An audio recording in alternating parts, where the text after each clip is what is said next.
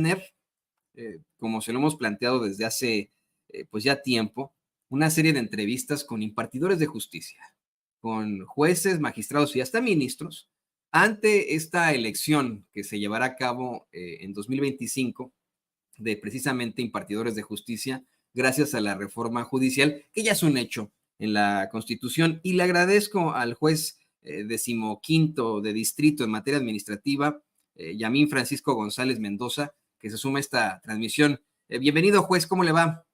Antonio, muchas gracias. Buenos días a todo tu bonito auditorio. Usted está en este distrito ahí en la Ciudad de México, ¿verdad? Es correcto, Antonio. Pero cuéntenos un poco de usted. Me parece que usted es originario de Sonora, ¿no es así? Sí, mira, Antonio, yo soy un juez de carrera judicial. Prácticamente llevo 23 años en la carrera judicial. Inicié en el puesto más abajo. Soy hijo de un campesino y mi madre era doctora, trabajadora del Instituto Mexicano del Seguro Social muchos años. Iniciamos en Ciudad Obregón, Sonora, en el juzgado de distrito. Luego, por seguir esta carrera judicial, que es una vocación, continuamos en la siguiente función, que fue directorio judicial en la ciudad de Uruapan, Michoacán.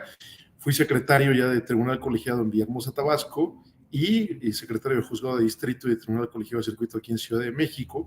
Participamos, logramos, después de 6 veces de participar, logramos ser juez de distrito e iniciamos la función en Tijuana, Baja California.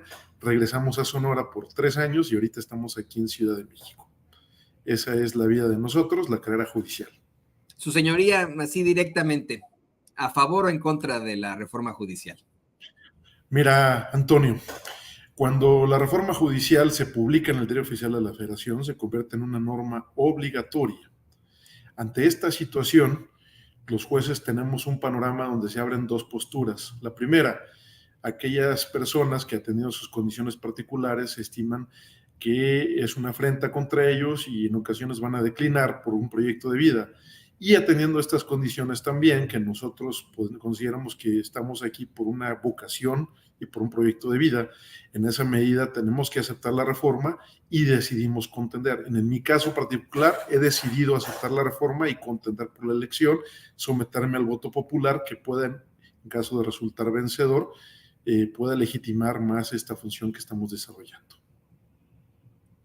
Permítame hacerle esta pregunta buscando que sea brutalmente honesto con nosotros, juez, pero bueno, se ha hablado mucho de el pase automático que tendrían ya los impartidores de justicia, con el que no se les solicitaría ninguno de los requisitos que algún externo podría pues buscar para también ser miembro del Poder Judicial mediante pues estos puestos de juzgadores.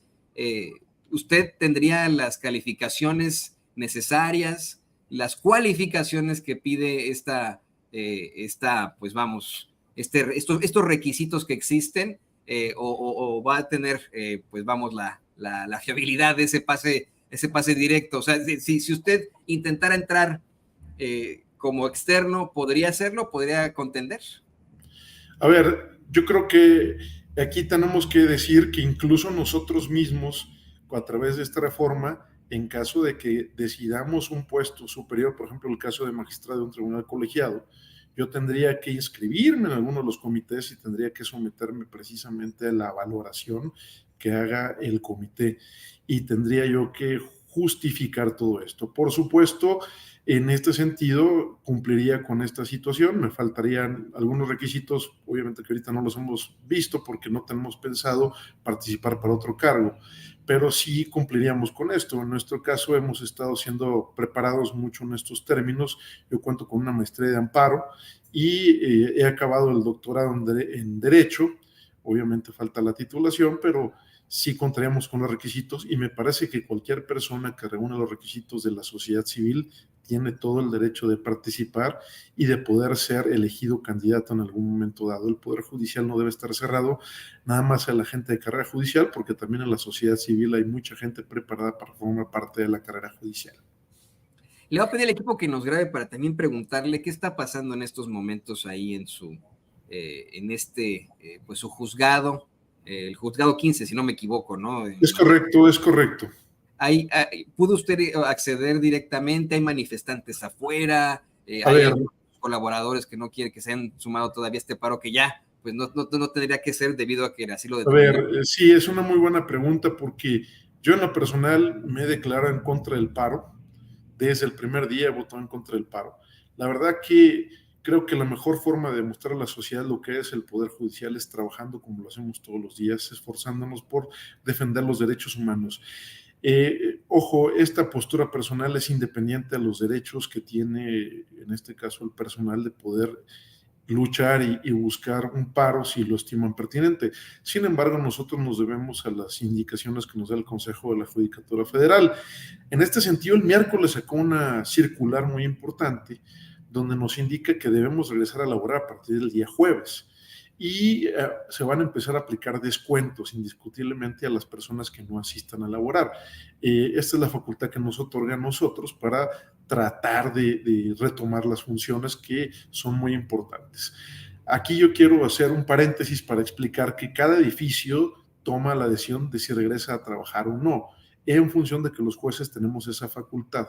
A ver, nosotros nos reunimos el día jueves en la mañana y tomamos en cuenta que vamos a trabajar a partir del jueves y el viernes y no iban a ser inhábiles para las partes. Y explico con un lenguaje menos técnico qué significa. Los ciudadanos de a pie que presentan sus juicios todos los días, los abogados precisamente que los representan y las autoridades que participan también, pues tienen derecho a también ejercer ahora sí que sus defensas de manera completa. Y esto implica que para que ellos estén seguros de que sus plazos, sus términos para poder presentar escritos, recursos, sea respetado, ellos tienen que tomar conocimiento pleno de que nosotros estamos regresando a trabajar. Entonces, materialmente regresamos a laborar el jueves y los plazos y los recursos para las partes van a empezar a contar a partir del día lunes. Esta decisión se tomó para respetar los derechos de ciudadanos, de abogados y de autoridades. Entonces nosotros regresamos a trabajar, al menos el edificio donde yo me encuentro, jueves y viernes. Bueno, regresamos el día de ayer en cumplimiento de la circular del Consejo de la Judicatura Federal y retomamos las actividades y pues obviamente empezar a preparar. Todos ustedes, juez, perdón que lo interrumpa, todos ustedes, todo su equipo, al hablar de... Mira, aquí tenemos que entender una cosa. El día de ayer entró todo mi equipo, el día de hoy no entró todo mi equipo y lo voy a explicar por qué. Hay todavía una base de trabajadores que a pesar de la orden quiere seguir en el paro. Entonces, tienen tomada la puerta del edificio, pero permitieron entrar a trabajar a 5 personas y a mí. Sin embargo, dada la tecnología que tenemos, yo estoy utilizando la tecnología para que todo mi personal trabaje desde sus casas y empezamos a darle seguimiento a este trabajo. La idea de esto es que el día lunes, sin falta, ahora sí, todo el personal de todos los juzgados entremos y laboremos normalmente. Yo puedo decirle que ayer y hoy estamos trabajando normalmente, aunque 5 personas nada más hayan entrado a laborar.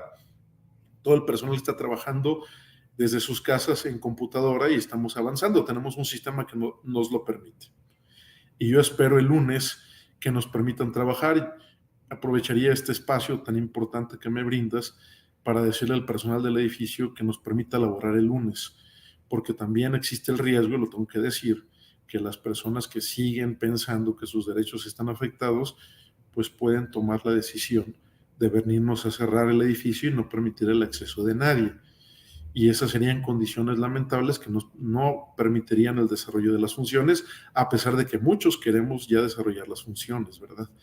Entonces yo sí haría el llamado a que nos permitan el acceso, que si quieren protestar tienen todo el derecho de hacerlo y lo pueden hacer en horarios donde no estemos afectando a la justicia y sobre Usted todo a la como ciudadanía. juez, perdón que lo vuelvo a interrumpir, usted como juez estaría de acuerdo en que se implemente la ley y se utilice a la fuerza pública para retirar a aquel personal que no les permite ingresar a su juzgado? Mire, esta es una pregunta muy delicada. Yo creo que los juzgadores queremos trabajar. No podemos nosotros, sin embargo, como lo han expresado tanto la presidenta como el Poder Legislativo y las mismas autoridades del Poder Judicial lo han expresado, debemos evitar la violencia a toda costa, ¿no? Yo creo que si hay compañeros que quieren seguir en paro, lo correcto sería el diálogo y yo no tengo en este momento las facultades para ordenar la fuerza pública. Yo lo único que puedo solicitarle al Consejo de la Judicatura es que nos brinde las condiciones para que podamos laborar. Ya será el Consejo de la Judicatura el que a través de sus propios mecanismos internos tendrá que determinar lo conducente. Yo soy de la idea que debemos evitar la violencia a toda costa y debemos privilegiar el diálogo en todo momento, tratando de señalar a los compañeros que trabajando es la mejor forma que podemos demostrar lo que somos en el Poder Judicial, atendiendo a la ciudadanía sobre todo. Y en caso dado que quieran seguir manifestando, pues puede haber horarios por la tarde donde puedan manifestarse sin ningún problema y sin afectar al servicio de atención de justicia. Respecto de la violencia y el uso de la fuerza de seguridad pública, no me competen a mí. Creo que yo la única facultad que tengo es solicitarle a las áreas encargadas del Consejo de la Judicatura que nos puedan brindar las condiciones para laborar, y quien tendrá la última palabra serán ellos, ¿no? Permítame quitarle un poquito más de su tiempo, que es muy, muy valioso, pero hay... Estoy a tus órdenes, Antonio. Le agradezco, juez. Le pido al equipo que nos grabe con esto. Efectivamente, nos acaba de dar a conocer el juez 15º de distrito en materia administrativa de la Ciudad de México, Yamín Francisco González Mendoza, que buscará contender para mantener su puesto en el Poder Judicial. Pero pues ante esto mucha gente se pregunta, una vez más, lo que le cuestionábamos al principio, y le pido que pues por favor sea muy, muy claro con nosotros. Usted no en la forma de acatar la ley. ¿Está usted de acuerdo o no con los principios de la reforma constitucional judicial? A ver, esto es muy importante. Siempre que llega una reforma constitucional implica un cambio y una sinergia. Este cambio y esta sinergia significan que tienes dos opciones: te adaptas o no te adaptas. Sin embargo, aquí tenemos que esta reforma deriva de una mayoría calificada que tiene una fuerza política en el Congreso, y esa mayoría calificada le fue otorgada por una gran parte de la población. En estas condiciones, nosotros tenemos la obligación de acatar una reforma. Desde el momento en que tú la analizas, la valoras y decides continuar, sumarte a este proceso transicional, estás aceptando el contenido de la reforma. En el caso, la acepto plenamente, conscientemente, y por eso he decidido someterme al voto popular. Creo que, como lo expresé al inicio, no es fácil para nosotros los jueces expresar o emitir una opinión sobre el voto popular, porque nuestra formación de este sistema que ha desaparecido, pues no era precisamente de tratar de tener o acercarse a la gente en la plaza pública o en otros lugares. Nuestra función era acercarnos a la gente todos los días en los asuntos que veíamos, recibirlos, escuchar sus planteamientos, ver por qué consideran que un acto de una autoridad viola esos derechos humanos que tienen. Pero por supuesto, con esta sinergia estoy aceptando plenamente la reforma y me estoy sumando a la elección, porque quiero luchar para, en este caso, mantener este lugar, y para eso debo demostrar mi capacidad. Y a través de ese momento, y ahorita no podría hablar mucho de la elección porque no son los tiempos y hay que respetar la ley también en esos términos, pues en su momento pedir el voto por nosotros y tratar de resultar electo, pues ser legitimado por el voto de la gente. Creo que es momento que los jueces seamos conocidos. La gente tiene derecho a conocer a sus jueces, qué han hecho, cómo resuelven, cómo es su vida personal, porque eso es parte de la legitimación en este nuevo sistema, ¿verdad? Y a ver, bueno, efectivamente, si usted no quiere expresar una opinión sobre lo que es la reforma... No, sí le expreso, Antonio. Le digo esto pues rápidamente. Sí, como doctor de la ley, ustedes como doctores de la ley, como jueces, magistrados, ministros, sí la pueden interpretar. Y yo le quisiera preguntar a usted si considera que tiene cauce o no esto que muchos de sus colegas están planteando, incluso a las afueras de su juzgado, de que sí se puede impugnar una reforma judicial, de que sí puede haber un amparo en contra de esa reforma judicial, como lo pues intentó interponer esta jueza, la jueza de Coatzacoalcos, Nancy Juárez. ¿Usted está de acuerdo con ellos o qué nos puede decir sobre pues esta determinación que ya está en la Constitución? A ver, primero que nada voy a dejar en claro que yo me estoy sumando a la reforma y por ese motivo no la voy a impugnar bajo ningún argumento. El someterme la impugno. Ahora, la siguiente cuestionamiento que me haces es qué opino de las decisiones que han tomado mis compañeros y qué opino de la postura de controvertir la reforma. Te tengo que decir de frente dos cosas, Antón. Primero que nada, yo me debo en respeto a dos principios que rigen mi función, que es la independencia y la imparcialidad. Y como las partes que están promoviendo ese tipo de asuntos, pues obviamente todavía no han recibido una sentencia en estos términos para pronunciarme sobre lo que yo opino de la reforma, no debería de yo de tener asuntos en este juzgado. Porque si yo adelanto un criterio, estaría violentando estos dos principios. Quiero ser lo más claro y con el lenguaje más llano posible para que se entienda. Yo no puedo opinar sobre la reforma si tengo juicios que voy a resolver, porque si yo opino sobre la reforma y tengo juicios que resolver, en este sentido estaría violentando la ley y podría hacerme acreedor a una responsabilidad administrativa. Como comúnmente se conoce, estaría incurriendo en un conflicto de interés y esto podría perjudicar a las partes que hayan promovido juicios. Puedo hablar de lo que he hecho. En estos términos, primero que nada, te digo que en el juzgado a mi cargo tengo varios juicios donde se ha promovido el amparo contra la reforma constitucional. Te puedo compartir la decisión que tomé previamente. La decisión que tomé previamente fue desechar las demandas de amparo porque yo considero que se actualizó la causa de improcedencia que de manera expresa señala la ley de amparo en el artículo 61, fracción primera, que el juicio de amparo es improcedente contra reformas o adiciones a la Constitución. En este sentido, las personas que promovieron los juicios tienen el derecho de un recurso, que es el recurso de queja, y lo conoce el Tribunal Superior. Entonces el Tribunal Superior es el que va a resolver sobre el criterio que yo tomé. Sobre los criterios que han tomado los otros compañeros, pues no podría opinar ni en cuanto al fondo por lo que he comentado. Pero sí puedo compartir la decisión que yo ya tomé sobre algunas de estas demandas.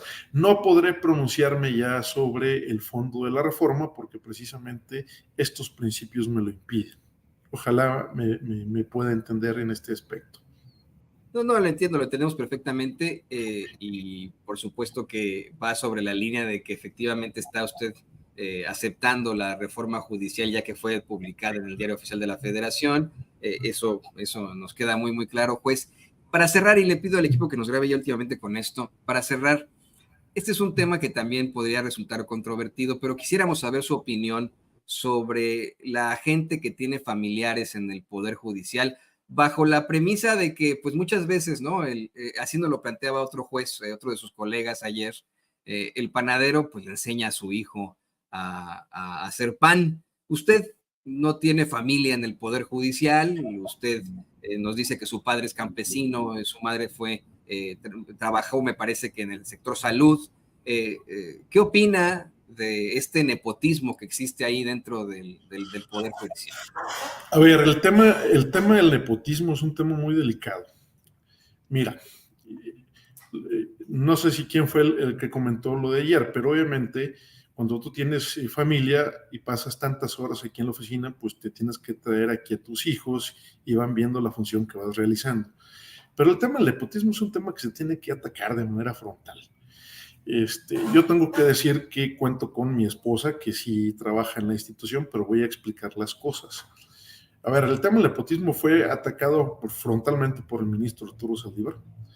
¿Y en qué consistía? Consistía en que, por ejemplo, dos o más titulares, dos jueces o dos magistrados, se ponían de acuerdo y a lo mejor yo le decía, es un ejemplo, yo le decía a otro, ¿sabes qué?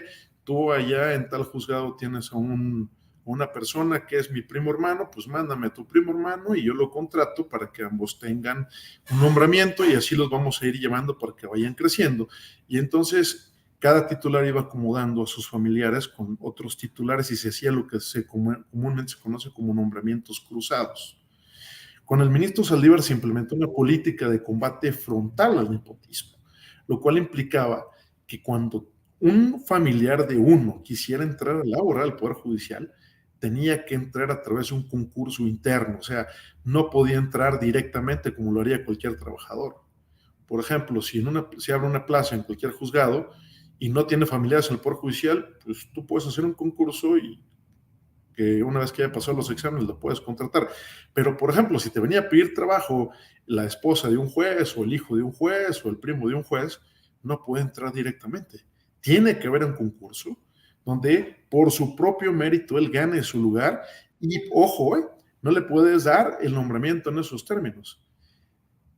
Lo que tienes que hacer previamente al nombramiento es, tú tienes que solicitar a un comité, que es el Comité de Integridad del Consejo de la Judicatura, donde le tienes que narrar, mira, abrí un concurso para esta plaza en estos términos y participó tanta gente. Tienes que demostrar la transparencia del concurso, la idoneidad del concurso y que la persona que realmente resultó electa es la persona que por su propio mérito ganó. En este sentido, entra el comité a analizar lo que tú hiciste y emite una opinión, donde el comité, que es integrado por personas honestas, pruebas, determinan si esta persona realmente ganó, y si ganó te van a dar su anuencia para que se pueda contratar a pesar de que es familiar de un titular. Pero este procedimiento es muy específico y es la única manera que el familiar de un titular puede ingresar. En estas condiciones, la idea es que se transparente todo el tema del nepotismo. Desgraciadamente sigue habiendo muchas presiones de muchos titulares para tratar de que estas personas puedan entrar sin pasar a través de estos concursos, o que estos concursos, en realidad de ser reales o transparentes, pues sean ficticios, ¿verdad? Creo que existe una gran área de oportunidad para que todo esto se vaya transformando, se vaya mejorando. En el caso de mi esposa, por ejemplo, ella concursó por sus propios méritos, hizo el concurso y ganó su lugar, como mucha gente tiene derecho a hacerlo. Yo creo que lo importante es que se elimine el tráfico de influencias para que las personas familiares de los titulares entren sin cumplir con los requisitos y, sobre todo, que no se ganen su propio mérito. Yo creo que lo más importante es que transparentemos de ojos a la sociedad exactamente lo que hacemos. Tal vez que estos concursos sean todavía más transparentes, que se demuestre que cualquier persona que entre aquí es por su propio mérito y no por esas redes que han existido en el Poder Judicial y que se han estado combatiendo, sobre todo desde la administración del ministro ahora en retiro, Arturo Saldívar. Aquí en Sin Censura, juez, siempre defendemos que la voz más importante es la de nuestra gente, la de nuestro público, no la nuestra, no la de esas cabezas parlantes en los medios de comunicación corporativos. Sí, como periodistas tenemos una gran responsabilidad enfrente de estos micrófonos, pero no nos pertenecen, somos meros moderadores de la gente. Y hay una pregunta que se repite en nuestro chat una y otra vez. Usted, pues obviamente con su libertad, decide si responderlo o no. Preguntan, ¿cuánto gana usted? ¿Cuánto gana? ¿Cuál es su dieta? A ver, el salario de nosotros está, lo digo en términos generales porque es información pública, recibimos aproximadamente 112,000 pesos más una ayuda de alimentos como de 20,000 pesos, 110,000 más 20,000 de alimentos, y nos dan unos bonos por riesgo de trabajo, que es un mes de sueldo, que son 3 bonos al año. Esas son las prestaciones que tenemos, y gasolina por 3,000 pesos cada mes. Algunos titulares reciben una ayuda adicional, que es un celular. En mi caso, yo desde el segundo año renuncié a la línea del celular porque me pareció un exceso. En mi caso, estimo que las prestaciones son muy decorosas, pero recordemos que estos puestos no nos pertenecen. Nosotros somos empleados ahora sí que de la República, y al haber una reforma constitucional, es indiscutible que todos estos emolumentos deben ser tasados en términos del 127 constitucional, como muchas veces establecido. Entonces, la reforma también en usos transitorios establece que las prestaciones de jueces y magistrados deberán adaptarse precisamente a estos topes. En este sentido, como yo lo he dicho, lo dije en la Cámara de Diputados, lo he dicho en otros espacios, yo no estoy aquí ni por un salario, ni por un ego o por un status quo. Yo estoy aquí por una vocación. Y lo digo de frente, yo no estoy aquí por el salario. Aún así, cuando haya una disminución de los emolumentos, yo voy a contender en la elección y voy a tratar de buscar el voto de la gente. En ese ánimo de contender en la elección, de buscar el voto de la gente que nos ve, que nos escucha, ¿estaría dispuesto a renunciar a algunos de estos privilegios y a ganar? Es lo que te estoy expresando, Antonio. yo me voy a sujetar al salario y a las prestaciones que determine el Sí, poder sí, pero legislativo. más allá de lo que se plantea en estos momentos, que tenga que ver con la reforma No constitucional. tendría ningún problema en renunciar a algunas de las prestaciones.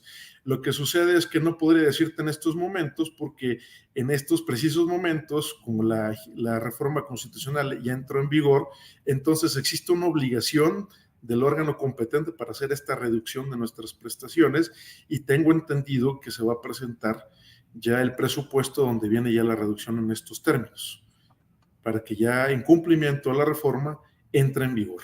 Entonces, vamos a ver un escenario. Por ejemplo, si yo continúo, si yo contendo en la elección y no resulto vencedor, yo tendría que entregar el cargo el 31 de agosto del 2025. Entonces, a partir de que entre en vigor ya la nueva, ahora sí, catálogo de prestaciones, pues yo voy a recibir menos prestaciones. Y desde el momento que me pagan menos prestaciones, yo las voy a aceptar sin ningún problema. Entonces, por eso no hablo mucho sobre este tema, porque precisamente estamos en la mera etapa donde están haciendo el anteproyecto de este tema de las prestaciones. Ya salió el de la Suprema Corte y vamos a ver el del Consejo, ¿no? En todo caso, que dejaran algunas prestaciones que fueran fuera de lugar, por ejemplo, el tema de gasolina, el tema de otras cosas, por supuesto que llegado el momento sí renunciaríamos. Aquí el tema es ser congruentes con la reforma, pero yo parto de esta base de que nuestro órgano que nos determina las prestaciones está obligado por ley precisamente a hacer este recorte, ¿no? Está obligado por la Constitución. Pues ya para cerrar, entonces, ¿qué le diría al público de Sin Censura, que está, si le soy perfectamente honesto, muy crítico en estos momentos de sus planteamientos? Lo invito, juez, a que al terminar la entrevista busque las respuestas que dieron en nuestros distintos canales durante los chats en vivo, para que vea la gente que va a votar por usted. ¿Qué mensaje le daría a este muy crítico, del que estamos orgullosos aquí en Sin Censura? ¿Qué mensaje le daría a este público con este espíritu tan crítico? Que siga así siendo crítico, porque es la única manera de seguir cambiando y construyendo un país diferente, un país que es muy desigual. Yo creo que en el Poder Judicial no habíamos tenido la sensibilidad de acercarnos al pueblo, sobre todo esa sensibilidad para entender las necesidades. A lo mejor nosotros como titulares, algunos sí lo hacemos, porque aquí en el juzgado salimos, atendemos a la gente, preguntamos qué se necesita en los expedientes, y en ocasiones pues vienen preocupados porque no tienen o no entienden cómo entrar para promover un juicio de amparo. Y a lo mejor esta atención que nosotros le damos a la gente dentro del juzgado, pues no es muy pública por nuestra propia formación. Sin embargo, el Poder Judicial tiene que cambiar esta visión, tiene que acercarse más al pueblo para poder expresar muchas cosas. Precisamente en el proyecto de tesis que estoy elaborando por mi doctorado, uno de los temas es la manera de cómo pudiéramos nosotros, no sé, a través de una reforma a la ley de amparo, cómo podemos acercar un juicio que es muy caro, que es muy técnico, como es el juicio de amparo, cómo acercárselo a la gente que es más vulnerable, sobre todo a las personas en situación de pobreza. Creo que ese aspecto crítico debe seguir, debe continuar, porque es lo que nos va a permitir a nosotros darnos cuenta en qué estamos fallando y que debemos seguir mejorando. Yo los invito a seguir con esa línea. La verdad que los jueces, pues obviamente no hemos sido objeto de crítica y muchas decisiones no van a gustar, eso es indiscutible. Pero ahora con todo este nuevo paradigma es necesario. La gente votó por un cambio y nosotros tenemos que adaptarnos a esa crítica. Ahora sí que debemos ser más sensibles a ese tipo de situaciones para poder atender esas críticas y cambiar aquello que debemos cambiar, ¿verdad? Es indiscutible que tengamos que hacerlo. Yo los felicito porque la crítica para mí es muy, muy importante. Yo mismo aquí la he hecho dentro de la institución, puertas adentro. Tenemos que cambiar muchas cosas, tenemos que seguir construyendo un poder judicial que sea más cercano a la gente. El juez 15º de Distrito en Materia Administrativa de la Ciudad de México, Yamín Francisco González Mendoza. Juez, muchas gracias por venir aquí a Sin Censura, por tomar este micrófono, por ser uno de los pues muy pocos hasta el momento impartidores de justicia que están buscando comunicarse con el verdadero pueblo. Gracias. Y si tiene alguna red social, ¿le gustaría compartirla con la gente para que le hagan más preguntas? Sí, claro que sí. Mira, nosotros no manejamos redes sociales. La verdad que la única red social que tengo es X. trato nada más de compartir contenido jurídico y yo creo que me pueden escribir todas las personas que gusten a través de esa red social. Se la voy a compartir directamente con las personas de Sin Censura para que la estén compartiendo sin ningún problema. Pues muchas gracias al juez Yamín Francisco González Mendoza aquí en Sin Censura. Muchas gracias. Muchas gracias, Antonio, te agradezco mucho y pues saludos a Vicente que no pudo acompañarnos, creo que es de Navojoa, Sonora y quedó a las órdenes. ¿Usted también es de Navojoa? Soy de Ciudad Obregón, es una ciudad que Vicente sabe que está más o menos a 45 minutos de Navojoa. Sí, bueno, vamos a buscar que pues, muchas gracias. Esta comunicación. Muchas gracias, juez. Muchas gracias, le agradezco mucho. Ahí lo tiene usted. Y le insisto, vamos a seguir teniendo estos intentos de entrevista con varios juzgadores, con jueces, magistrados y ministros. Y el micrófono está abierto. Está abierto para los jueces, está abierto para usted que nos ve, que nos escucha. Yo quiero insistirle hasta el cansancio que aquí en Sin Censura no empezamos con los jueces, no empezamos con los periodistas, no empezamos con los políticos, empezamos con usted. Aquí siempre la voz del pueblo es la más importante, por eso es que le pedimos que nos mande sus videos con sus comentarios, que los vamos a pasar así como estén, al 773-475-7214. Si nos lo manda desde México, desde cualquier parte del mundo, mándenos su WhatsApp al 001-773-475-7214. Permítame